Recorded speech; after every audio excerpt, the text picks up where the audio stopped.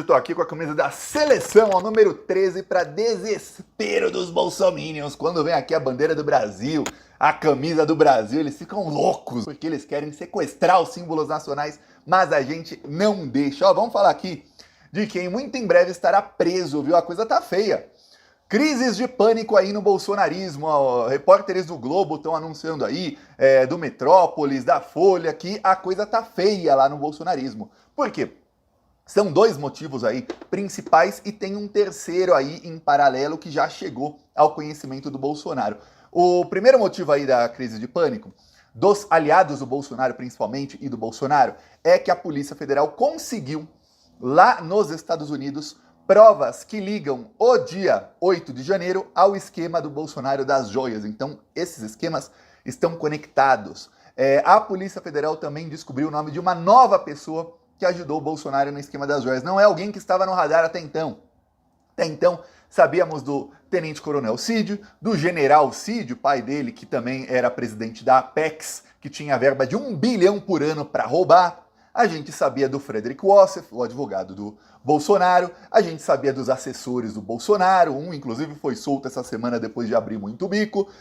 E aí, a gente não sabia mais de outros detalhes, só que a polícia já sabe. Então o Tenente Coronel Cid abriu o bico na semana retrasada, por isso que o Bolsonaro ficou internado, por isso que ele teve crises, e aí a bicheira que ele tinha no braço e na perna atacou, porque a erisipela é uma doença que está diretamente ligada aos níveis de estresse psicológico, ou seja, se a pessoa está com muito estresse, a doença vai piorar. E até, eu mostrei aqui, no dia que o Bolsonaro foi internado, eu mostrei uma matéria de um site de medicina que fala até os antibióticos deixam de funcionar quando a pessoa está muito estressada. Por isso, o Bolsonaro foi internado e ficou um tempão internado. Aí, ó, eu vou falar, o tempão internado dele, depois de um bom tempo, já dava para ver que ele não estava mais tão ruim. Mas ele continuava em pânico, com medo de ser preso.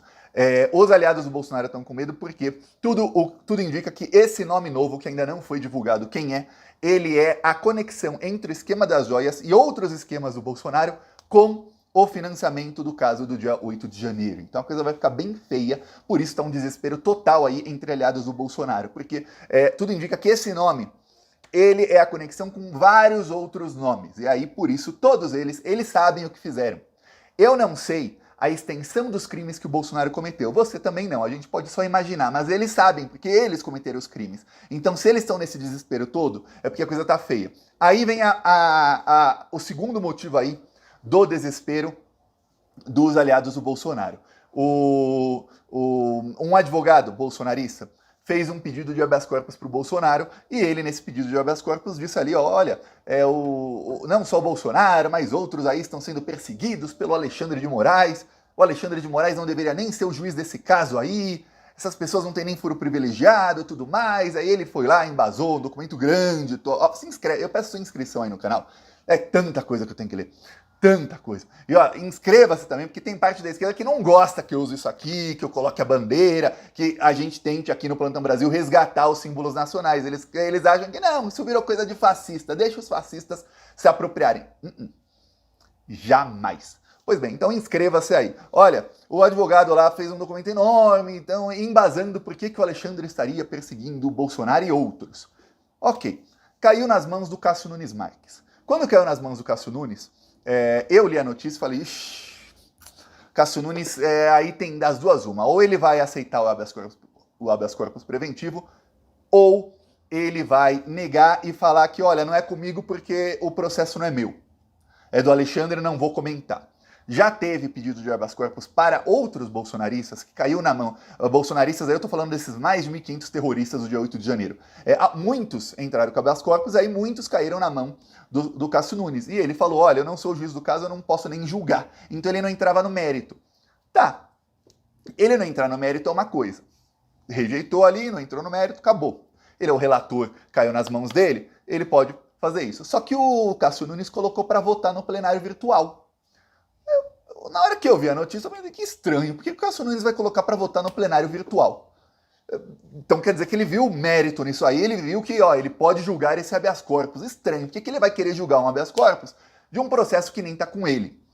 Ok, Será que ele quer expor o Alexandre de Moraes, falar que, olha, não deveria estar com ele o processo, etc. Mostrei aqui ontem um vídeo do André Mendonça, do final do ano passado, em que o André Mendonça e o Alexandre de Moraes batiam boca no Supremo Tribunal Federal, ao vivo, com o André Mendonça tentando dizer que o Flávio Dino era o culpado pelo dia 8 de janeiro.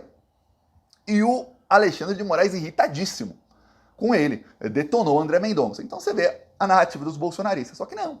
O Cássio Nunes Marques pautou no plenário virtual, que já indicava que ia ser rejeitado, mas poderia ser, vou expor o Alexandre aqui, ó, vão ter 2 votos detonando ele, para os bolsonaristas fazerem mais achincalhamento contra o Alexandre de Moraes nas redes sociais.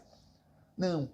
O Cássio Nunes julgou o mérito do habeas corpus e falou que esse habeas corpus vai ser negado para o Bolsonaro, porque ele não há indício nenhum de que ele esteja sendo perseguido, não há indício nenhum de que o Alexandre de Moraes não seja o juiz do caso, e ele corroborou, ou seja, ele concordou com tudo o que eu venho falando, que nós estamos aí falando nos últimos 1 ano e meio aí, desde o dia 8 de janeiro, desde até de antes, e com tudo que o Alexandre de Moraes fala. Eu falei, epa!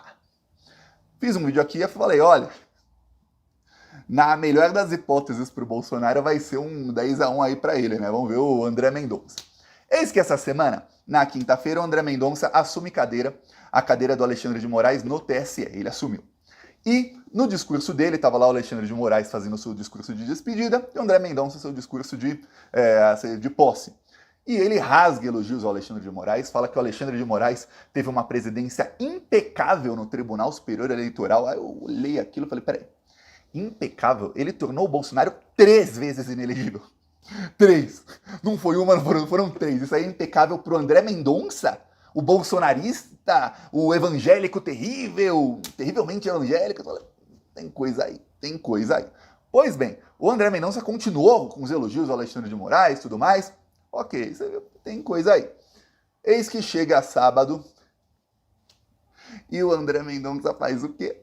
O André Mendonça nega o habeas corpus pro Bolsonaro.